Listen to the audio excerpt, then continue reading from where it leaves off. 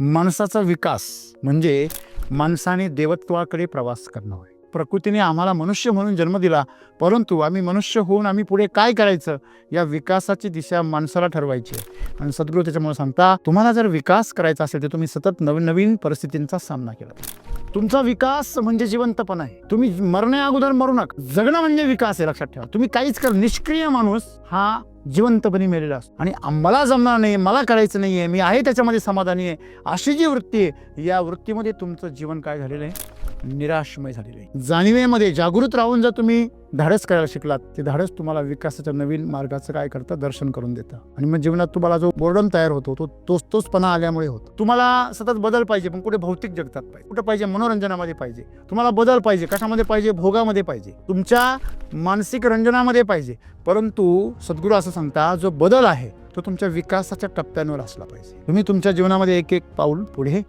चला आणि नवीन आव्हानांचा सामना करा, ती पार करा आणि स्वतःला सतत काय ठेवा, जागृत ठेवा.